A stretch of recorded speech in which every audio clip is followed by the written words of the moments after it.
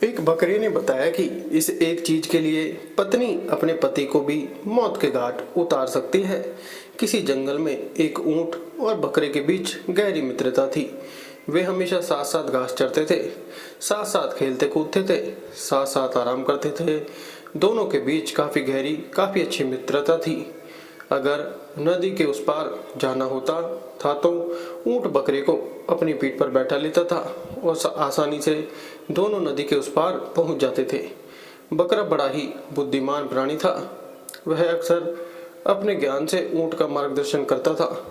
एक दिन ऊंट ने बकरे से कहा, मित्र, मैं तुम्हें पीठ पर बैठाकर दूसरे देश के लिए ले चलता हूँ। तुम कोई ऐसी कहानी सुनाते चलो जिससे ज्ञान भी प्राप्त हो और सफर भी आसानी से कट जाए। तब बकरा कहता है, हे मित्र, मैं हमेशा की तरह आपको एक ज्ञानवर्धक कहानी सुनाता हूँ। यह कहानी हमारे लिए एक बहुत अनमोल सीख देकर जाएगी। आपसे निवेदन है कि इस कहानी को ध्यान देकर सुने। मित्रों, अब तो बकरा ऊंट को वह कहानी सुनाना शुरू करता है और कहता है, हे मित्र, ऐसे कौन से 3 लोग होते हैं जिन पर कभी विश्वास नहीं करना चाहिए, जो सगे खून के रिश्ते के साथ भी गद्दारी करते हैं। बहुत समय पहले की बात है। एक बहुत ही सुंदर नगर था। उस नगर में एक चोर अपने परिवार के साथ रहता था। छोटी मोटी चोरी करके वह अपने परिवार का पालन पोषण करता था। मित्रों, जो चोर था वह चोरी तो करता ही था, लेकिन उसके चुराए हुए धन से उसके परिवार का ठीक से पालन पोषण नहीं हो पाता था। इसलिए चोर हर समय बड़ा चिंतित और दुखी रहता था। एक दिन चोर अपने घर के द्वार पर बैठा हुआ सोच रहा था कि मैं नगर में चोरी करता हूँ, लोगों के घरों में डांका डालता हूँ, फिर भी मैं दुखी रहता हूँ। मैंने इतनी चोरी कर ली, फिर भी मेरे परिवार की गरीबी दूर नहीं होती। अब मैं ऐसा क्या करूँ जिससे मेरे परिवार की गरीबी मिट जाए। मित्रों, चोर बैठा हुआ यह सब बातें सोच रहा था। तभी उसके दिमाग में विचार आता है। चोर ने विचार किया कि पाप तो पाप होता है, चाहे छोटा हो या बड़ा हो, चाहे छोटी चोरी करूं या बड़ी चोरी करूं, रहूंगा तो चोर ही। और यदि मैं चोरी करते हुए पकड़ा गया तो उतनी सज़ा मुझे छोटी चोरी करने के लिए मिलेगी जितनी सज़ा मुझे बड़ी चोरी करने की मिलेगी। तो फिर क्यों ना मैं बड़ी चोरी करूं। मित्रों, यह विचार कर उस चोर ने एक योजना बनाई कि आज रात मैं नगर के राजा के यहाँ खजाना लूटने जाऊंगा। और यह निश्चय करके वह नगर के राजा के यहाँ खजाना लूटने की योजना बनाने में जुट गया। मित्रों, जब रात होती है तो चोर दबे पांव राजमहल में प्रवेश कर जाता है और उसी तरह वो वहीं पर पहुंच जाता है जहां राजा का खजाना रखा हुआ था। वहां पहुंचकर उसने देखा कि खजाने के चारों तरफ कड़ी सुरक्षा है। कई सैनिक खजाने का पहरा दे रहे हैं और उनकी आंखों से छुपकर खजाने तक पहुंचना बड़ा ही कठिन काम है। इतनी कड़ी सुरक्षा है, इस सुरक्षा घेरे को तोड़कर खजाने तक पहुंचना कोई आसान काम नहीं था। यदि किसी सैनिक की नज़र चोर पर पड़ गई तो तुरंत ही वह उसे मौत के घाट उतार देगा। आज उन सैनिकों को देखकर चोर को सैनिक के रूप में अपना काल नजर आ रहे थे। उन्हें देखकर ऐसा प्रतीत हो रहा था जैसे खजाने के चारों तरफ साक्षात यमराज पहरा दे रहे हैं। सोचने लगा, अगर मैंने चोरी करने की कोशिश की तो आज मैं जीवित नहीं बचूंगा। मित्रों, यह सोचकर चोर ने चोरी का विचार त्याग दिया और उल्टे पांव ही वापस लौटने लगा। अभी कुछ दूर पर ही जा पाया था कि इतने में उसके मन में दूसरा विचार आया। सोचने लगा कि मैं इतनी मेहनत करके इस राजमहल के अंदर तक पहुंचा हूं और खाली हाथ ही अपने घर लौट रहा।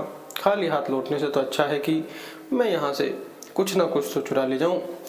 यदि मैं यहाँ से खाली हाथ घर वापस लौटा तो मेरा इतनी दूर आना व्यर्थ हो जाएगा। मित्रों, यही सोचकर चोर ने अपने कदम राजा के शयन कक्ष की तरफ बढ़ा दिए। चोर ने अनुमान लगाया कि इस समय राजा तो अपनी रानी के साथ में गहरी नींद में सो रहे होंगे।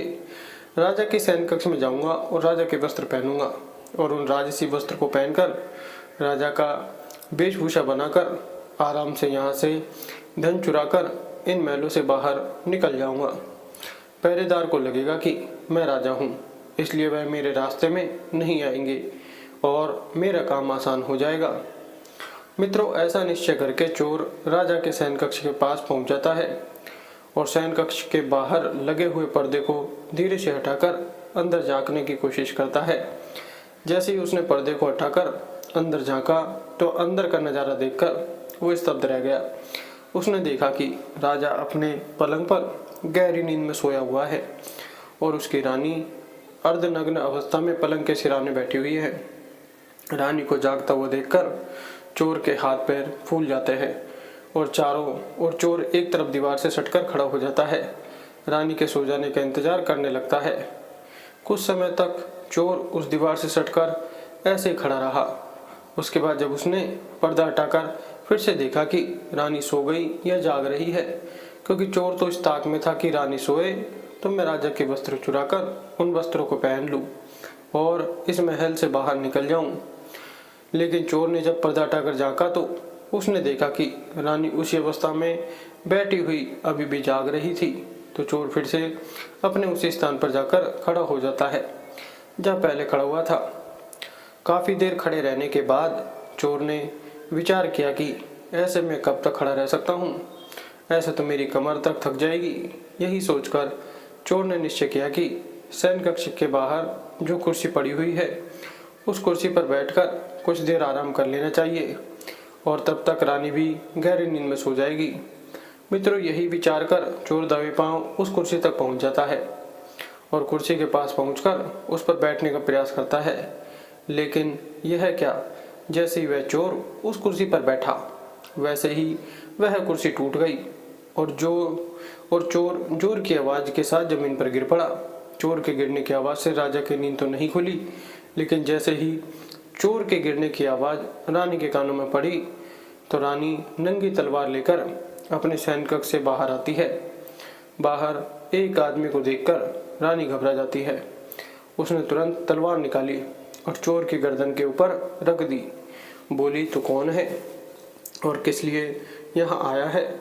सच बताना, वरना मैं तेरा सिर धड़ से अलग कर दूंगी।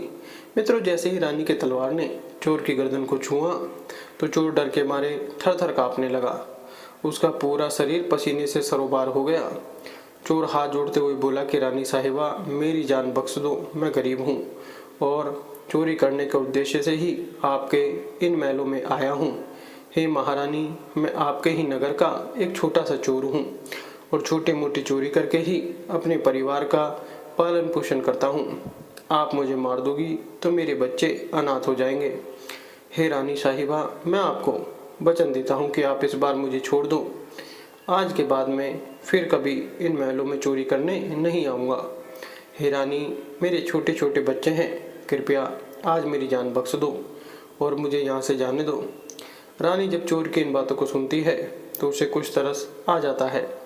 फिर कुछ सोच समझकर रानी उस चोर से कहती है कि सुनो, मैं तुम्हें एक शर्त पर छोड़ सकती हूँ। तुम्हें मेरा एक काम पूरा करना होगा। तुम्हारी जान भी बचा दूंगी और कुछ धन वगैरह भी दे दूंगी, लेकिन जाने से पहले तुम्हें मेरा यह काम करना होगा। चोर बोला, महारानी, आप जो बोलोगी मैं वही करूँगा। आपकी सभी शर्त मुझे मंजूर है, बस आपको मेरी गर्दन से तलवार हटानी है। आप जो कहोगी उसे मैं करने को तैयार हूँ। रानी बोली, यदि तुम जिंदा यहाँ से अपने घर जाना चाहते हो तो तुम मेरी इन बातों को कान लगाकर सुनो। मेरी इच्छा यह है कि इस समय मैं काम से पीड़ित हूँ। यदि तुम मेरे साथ समागम करो और मुझे संतुष्टि प्रदान करो तभी तुम यहाँ से जिंदा बाहर जा सकते हो। यदि तुमने मेरी बातों को नहीं माना तो तुम्हारा सर और मेरी तलवार एक झटके में मैं तुम्हारी गर्दन को धड़ से अलग कर दूंगी। अब सोच लो तुम्हें क्या करना है। मित्रों, चोर जब रानी के मुख से इन बातों को सुनता है तो रानी के इन वचनों को सुनकर वो और भी ज़्यादा घबरा जाता है। चोर रानी से कहता है कि रानी साहिबा, आप ये क्या बोल रही हो? मैं कहाँ एक छोटा सा चोर और कहाँ आप इतने बड़े साम्राज्य की महारानी। मैं भला आपके साथ में ऐसा सोच भी नहीं सकता हूँ। ये तो मेरे लिए सोचना भी पाप है। मेरी इतनी औकात नहीं जो मैं आपके साथ में ऐसा करने की सोचूं। रानी ने कहा, देखो, मुझे मत समझाओ कि क्या सही है और क्या गलत है। मैं को सुनना नहीं चाहती। वास्तव में तुम्हें जान प्यारी है तो मैं जैसा कहती हूँ तुम वैसा करो, वरना मरने के लिए तैयार हो जाओ। मित्रों, रानी का ऐसा प्रस्ताव सुनकर चोर की जान हलक में अटक गई। सोचने लगा कि आज तो मैं बड़ी मुसीबत में फंस गया हूँ। मैंने रानी की बात नहीं मानी तो रानी मुझे मौत के घाट उतार देगी। यदि मैंने रानी की बात मान भी ली तो यह बात राजा को पता चल गई तो राजा मुझे कहीं का नहीं छोड़ेगा। मित्रों, चोर बड़ी दुविधा में फंस गया। चोर सोचने लगा मुझे क्या करना चाहिए, कैसे मैं इस मुसीबत से बाहर निकलूं। काफ़ी देर सोच विचार करने के बाद जब उसकी राहत नजर आई तो उसने रानी के साथ समागम करने की बात को स्वीकार कर लिया और रानी से हाथ जोड़कर बोला कि रानी साहिबा, मैं आपके साथ समागम के लिए सहमत हूँ, लेकिन उससे पहले मैं आपसे 5 मिनट की मोहलत चाहता हूँ। मुझे बहुत जोरों की लघु शंका लगी है। पहले आप मुझे लघु शंका से निर्वत हो जाने दो, उसके बाद आप जैसा कहेंगी मैं वैसा करूँगा। चोर की इन बातों को सुनकर रानी ने चोर की गर्दन से तलवार हटाई और उसी तलवार से पेशाब खाने का इशारा करते हुए बोली कि देखो, सामने ही पेशाब घर है, तुम जल्दी से लघु शंका से निर्वत होकर आओ, मैं तुम्हारा यहाँ खड़ी इंतजार कर रही हूँ। रानी की सहमति मिलते ही चोर पेशाब खाने की तरफ चला गया। रानी वहीं पर खड़ी होकर उसके लौटने की प्रतीक्षा करने लगती है। मित्रों, जब चोर पेशाब खाने के अंदर पहुंचा तो चोर ने देखा कि पेशाब खाने में झरोका बना हुआ है। उसने अपना दिमाग लगाया, अंधेरे का फायदा उठाया और रानी की नज़र से बचकर वो वहां से भाग निकला। भागते भागते जब वो द्वार पर पहुंचा तो द्वार पर पहरे दे रहे एक सैनिक ने उसे पकड़ लिया और पकड़कर उससे पूछताछ करने लगा। चोर तो पहले से ही डरा हुआ था। उसने सैनिक को सारा हाल, सारा घटनाक्रम बता दिया कि वह एक चोर है और चोरी करने के इरादे से इन महलों में आया है, और साथ ही उसने यह भी बता दिया कि रानी की नज़र मुझ पर पड़ गई है और अब वो मेरे साथ समागम करना चाहती है। किसी तरह मैं रानी को चकमा देकर अपने घर लौट रहा था, इतने में आपने मुझे पकड़ लिया। सैनिक को उसने सारी बात सच सच बता दी और बोला, अब आप मुझे घर जाने दो। चोर की इन बातों को सुनकर सैनिक कहने लगा कि तुमने राजमहलों में घुसने का दुस्साहस किया है, मैं भला तुम्हें कैसे जाने दे सकता हूँ। सैनिक के आगे हाथ जोड़ते हुए चोर बोला, बाबूजी, मैं बाल बच्चों वाला गरीब आदमी हूँ, कृपया करके मुझे यहाँ से जाने दो। आज के बाद फिर कभी मैं इन महलों की तरफ मुड़कर नहीं देखूंगा। सैनिक ने कहा, ठीक है, यह ज़्यादा विनती कर रहा है तो मैं तुम्हें एक मौका दे सकता हूँ, लेकिन मेरी एक शर्त है। चोर बोला, ठीक है भाई, आप भी अपनी शर्त बता दो, मेरी रिहाई के बदले में आप मुझसे क्या करवाना चाहते हो।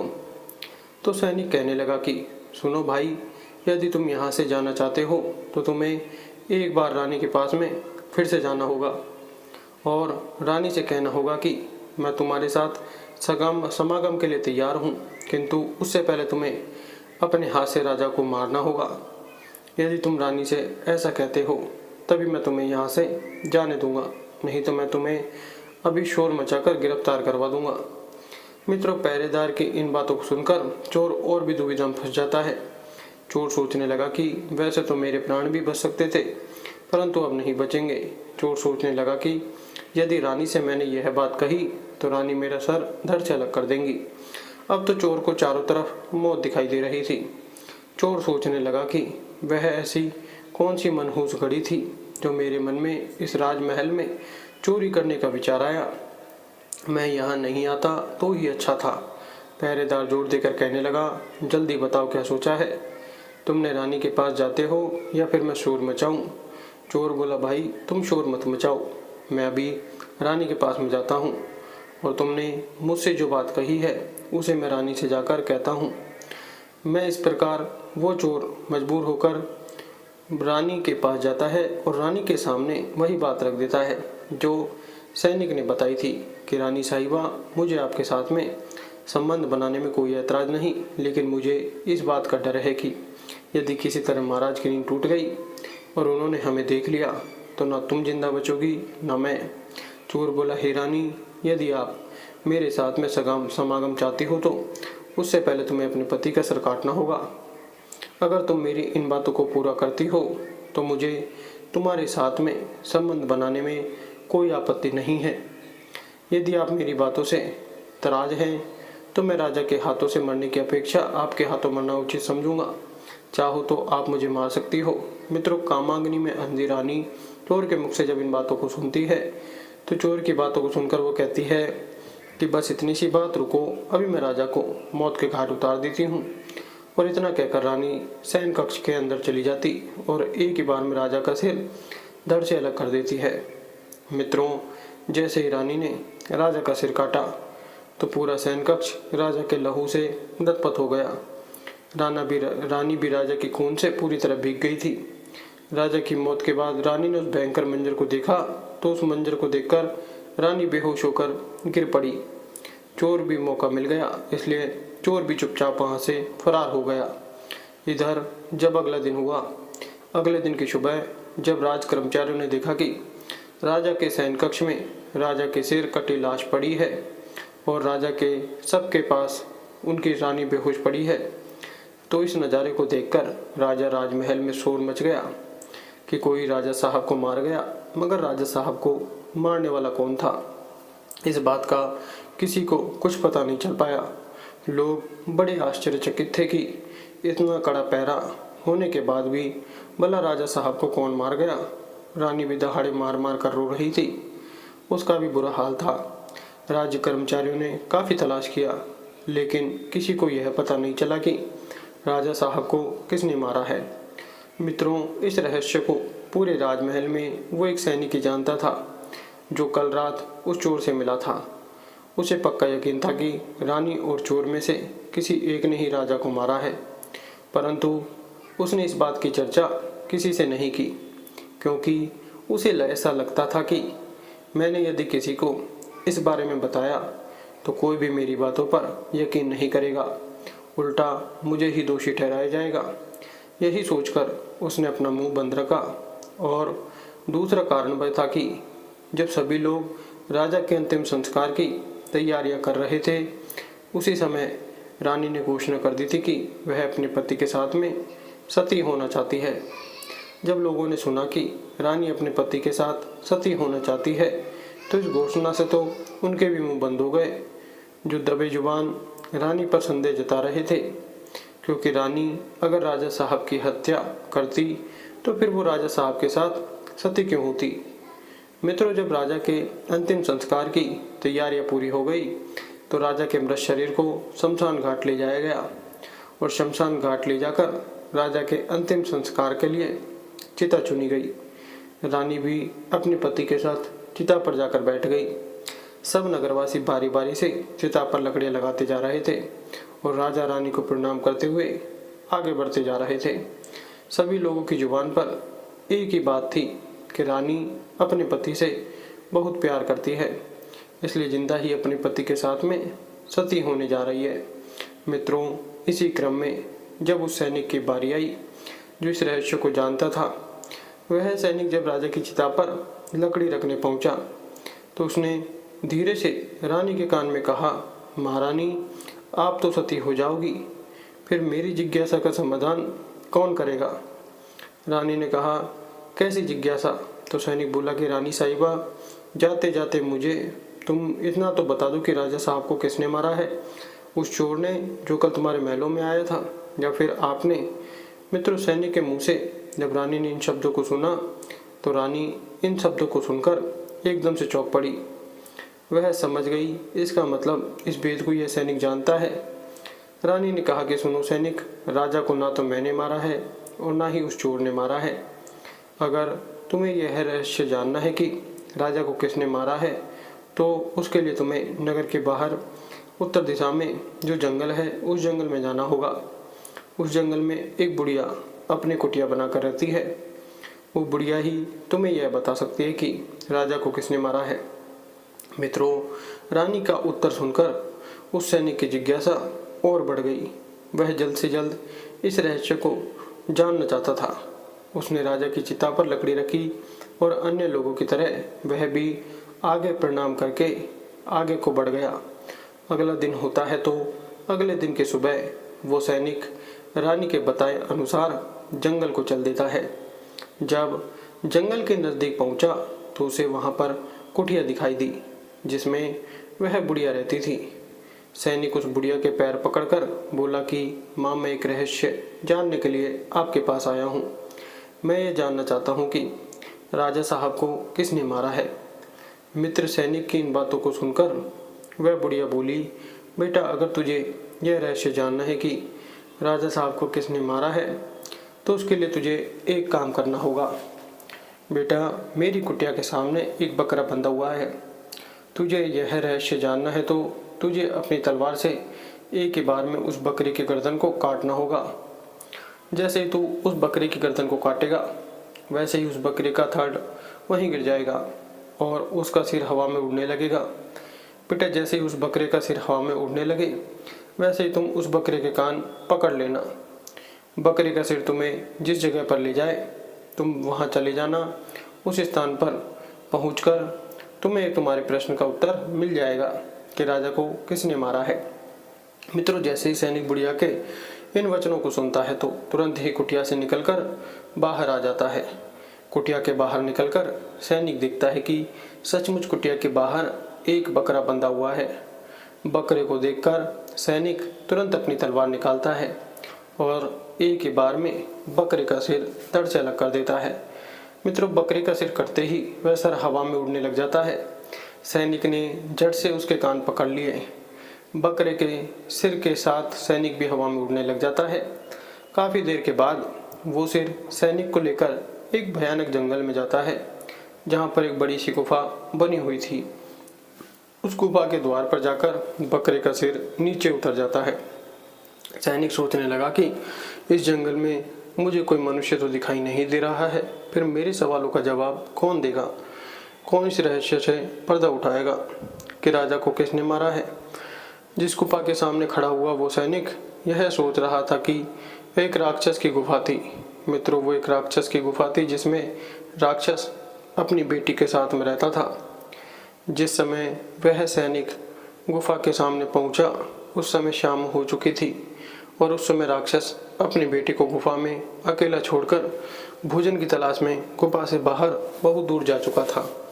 इधर जब राक्षस कन्या को किसी मनुष्य की गंध महसूस होती है तो वो अपनी गुफा से निकलकर बाहर आती है और जब उसने सैनिक को देखा तो एक हट्टे कट्टे नौजवान को देखकर वो बड़ी प्रसन्न हुई।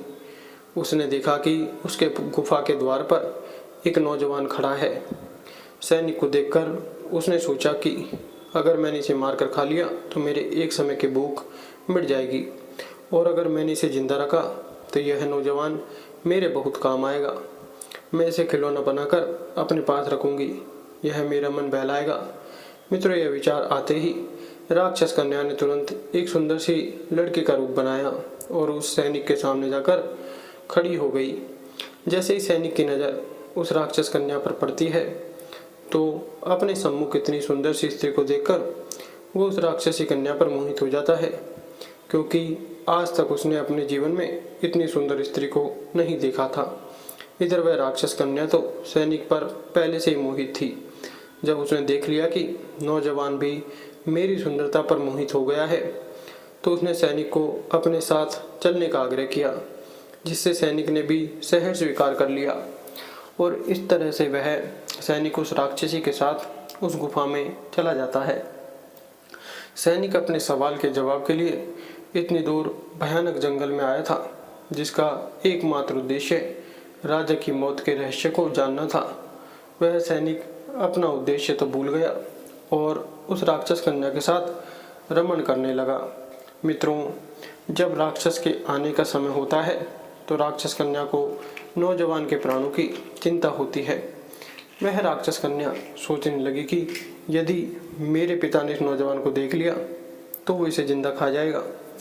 यही सोच जैसे ही राक्षस के आने का समय होता है, उस राक्षस कन्या ने अपनी माया से उस नौजवान को एक मच्छर बना दिया और उस मच्छर बनाकर दीवार पर चिपका दिया और उसके बाद वह राक्षसी के रूप में बदल गई। इधर जब राक्षस अपनी गुफा में लौट कर आता है तो उसने अपनी लड़की से पूछा कि बेटी, क्या बात है, आज इस गुफा में मानुष गंध क्यों आ रही है? क्या मेरे पीछे इस गुफा में कोई मनुष्य आया था? पिता की इन बातों को सुनकर राक्षस कन्या बहाना बनाते हुए बोली कि पिताजी, आप भी कैसी बातें कर रही हैं? इस भयानक जंगल में मनुष्य कैसे आ सकता है? यदि गलती से भी आप भी गया तो मैं उसे कच्चा ही चबा जाऊंगी। आप फिक्र मत करिए, किसी मनुष्य में इतनी हिम्मत नहीं है जो हमारी गुफा तक पहुँचे। चलिए पिताजी, आप थक गए होंगे, आप सो जाइए, मैं आपका सिर दबा देती हूँ। मित्रों, इस प्रकार वह राक्षस कन्या अपने पिता को गुमराह कर देती है और उस नौजवान सैनिक के बारे में अपने पिता को कुछ नहीं बताती। अब तो उस राक्षस कन्या का यह रोज का नियम बन गया था। जैसे ही रात होती थी, राक्षस अपने शिकार के लिए गुफा से बाहर जाता तो वह सैनिक को पुनः पुरुष बना देती थी। जैसे ही राक्षस के लौटने का समय होता तो वह उसे मच्छर बनाकर दीवार पर चिपका देती थी। इस प्रकार उस सैनिक को राक्षस की गुफा में रहते रहते काफी समय बीत जाता है। जब उस सैनिक को राक्षस की गुफा में काफी समय बीत गया, जब उसका राक्षस की कन्या से मन भर गया तो उसे अपनी बीवी बच्चों की याद सताने लगी। परंतु वह राक्षस कन्या की चंगुल में था और उसके चंगुल से निकलना कोई आसान कार्य नहीं था। ऐसे ही चलते चलते जब कुछ दिन और बीते तो एक दिन उस सैनिक को गुफा से भागने का मौका मिल जाता है। हुआ यह कि एक दिन जब राक्षस अपनी बेटी को गुफा में अकेला छोड़कर जंगल में शिकार के लिए जाता है तो पिता के जाने के बाद उस राक्षस कन्या ने मच्छर बने हुए सैनिक को पुनः पुरुष बना दिया और उसके साथ प्रेम करने लगी। उसके बाद वो उसे मच्छर बनाना भूल गई और सैनिक से बात करते करते उसे नींद आ गई। इसी मौके की तलाश में तो सैनिक था कि कब मुझे मौका मिले और मैं यहाँ से भाग जाऊँ। मित्रों, जैसे ही उस सैनिक को यह मौका मिला तो सैनिक दबे पांव उस गुफा से बाहर निकल जाता है। गुफा से बाहर आकर सैनिक ने विचार किया कि मुझे राक्षस कन्या से छुटकारा मिल गया, लेकिन अपने नगर तक मैं कैसे पहुंचूं? मुझे तो अपने नगर का रास्ता भी नहीं पता है। फिर भी सैनिक ने हार नहीं मानी। उसने ईश्वर का नाम लिया और अनुमान से ही एक दिशा की ओर दौड़ लगा दी। कई दिनों तक भागने दौड़ने के बाद आखिर वह अपने नगर पहुंच जाता है। जब वह अपने नगर में पहुंचा और अपने परिवारजनों से मिला, अपनी बीवी बच्चों से मिला, तो उनसे मिलकर उसे बड़ा अच्छा लगा। अपने परिवार से मिलते हुए सैनिक सोच रहा था कि अच्छा हुआ जो उस राक्षस कन्या की आंख लग गई और मैं वहां से भाग आया। यदि मुझे यह मौका नहीं मिलता तो न जाने कब तक वो मुझे अपने पास मच्छर मक्खी बनाकर रखती। भगवान का लाख लाख शुक्र है जो मुझे ये मौका मिल गया। मित्रों, इस प्रकार उस सैनिक को अपने घर आए हुए भी काफ़ी दिन बीत जाते हैं। जब काफ़ी समय उसने अपने घर पर बिता लिया तो उसे फिर से उसी राक्षस कन्या की याद सताने लगती है। सैनिक सोचने लगा कि कितनी सुंदर थी वो स्त्री, मेरा कितना ख्याल रखती थी। मुझे इस तरह से उसे अकेला छोड़कर नहीं आना चाहिए था। उसने मेरा कितना ख्याल रखा, मुझे इतना प्यार दिया और मैंने उसके साथ में क्या किया। आते समय मैं उससे मिला तक नहीं। मुझे इस तरह उसे छोड़कर नहीं आना चाहिए था। मित्रों, जब ये ख्याल सैनिक के मन में आता है तो उसकी बेचैनी बढ़ने लगती है। अब तो रात दिन वो उसके ख्यालों में खोया रहता था। अब तो उसे न रोटी अच्छी लगती थी न पानी। सारे दिन उसके ही बारे में सोचता रहता था। जब उसकी बेचैनी बढ़ने लगी तो सैनिक उस राक्षस कन्या से मिलने के लिए छटपटाने लगा और उसने निश्चय किया कि चाहे कुछ भी हो जाए लेकिन एक बार वो उस कन्या से मिलकर जरूर आएगा। यह निश्चय करके सैनिक उस बुढ़िया के पास में पहुंच जाता है और उस बुढ़िया से हाथ जोड़कर कहता है, माँ जी, जिस स्थान पर आपने मुझे पहले भेजा था उसी स्थान पर मैं दोबारा से जाना चाहता हूँ। बुढ़िया ने जब सैनिक को देखा तो बुढ़िया सैनिक को देखकर पहचान गई कि यह तो वही सैनिक है जो कुछ दिन पहले मेरे पास राजा के हत्यारे का पता लगाने के लिए आया था।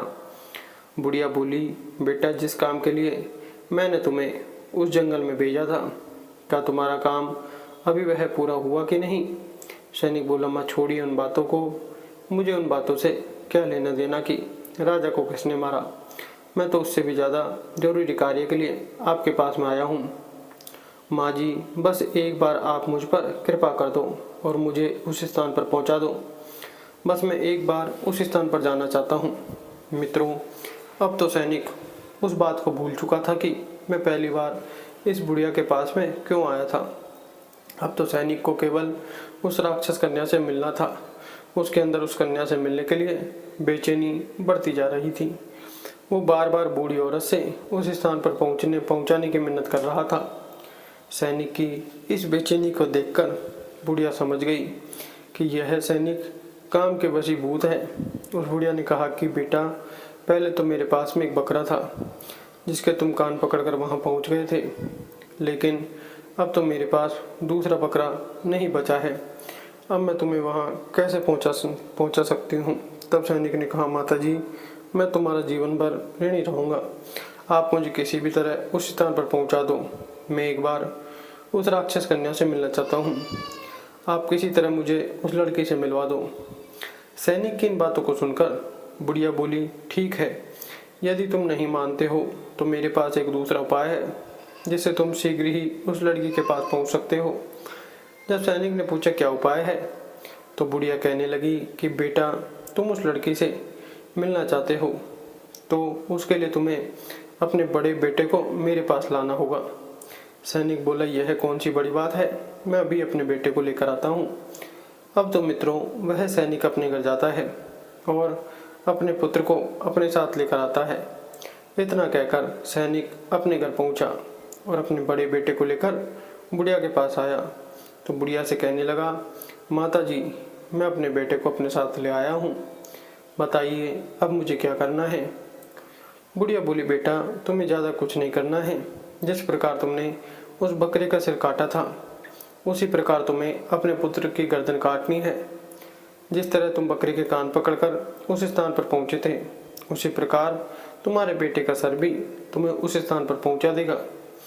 मित्रों, काम के वशीभूत वे सैनिक लड़के से मिलने के लिए अपने बच्चे का सर काटने के लिए तैयार हो जाता है।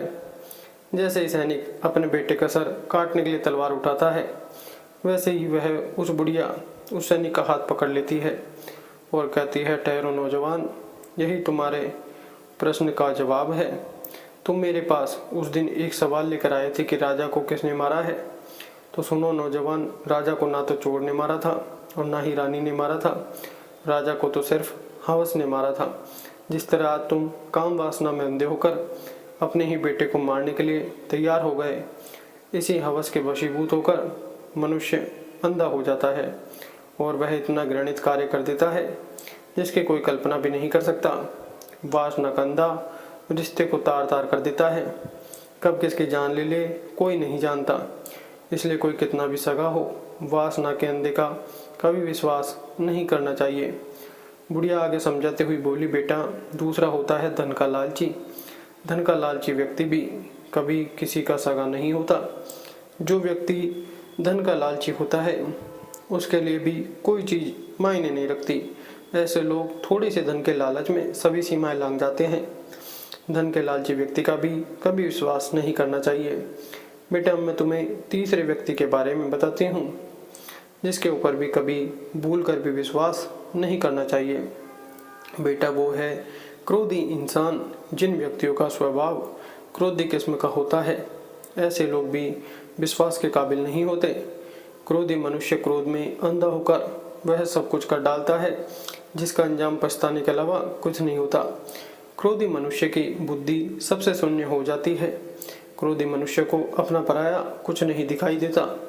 क्रोधी मनुष्य से सदा सावधान रहना चाहिए। तो पुत्र, यह थे वो 3 लोग जिनसे हमेशा बच के रहना चाहिए। यह लोग किसी भी हद तक जा सकते हैं। यह 3 लोग सगे अपने खून के साथ भी गद्दारी कर सकते हैं। आगे बुढ़िया उस सैनिक को समझाते हुए बोली, बेटा, जंगल में कोई कन्या नहीं है।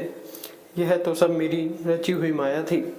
यदि मैं सीधे सीधे तुम्हारे प्रश्न का उत्तर दे देती और कहती कि राजा को वासना ने मारा है तो तुम्हें मेरी बातों का यकीन नहीं होता। लेकिन आज तुमने अपनी आंखों से देख लिया है कि वासना में मनुष्य कितना अंधा हो जाता है कि उसे अपना पुत्र भी दिखाई नहीं देता। तो अब आप यकीन कर सकते हो कि राजा को ना तो चोर ने मारा था और ना ही रानी ने। राजा को तो सिर्फ वासना ने मारा था।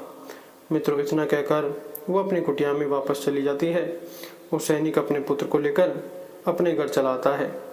उधर वो ऊँट उस बकरे को लेकर अपने गंतव्य तक पहुंच जाता है। ऊँट कहने लगा, मित्र बकरे, तुमने ऐसी कहानी सुनाई, वास्तव में बड़ी ही रोचक कहानी थी। इस कहानी से हमें बहुत कुछ सीखने को मिला है। इस प्रकार बकरे की कहानी समाप्त होती है। धन्यवाद।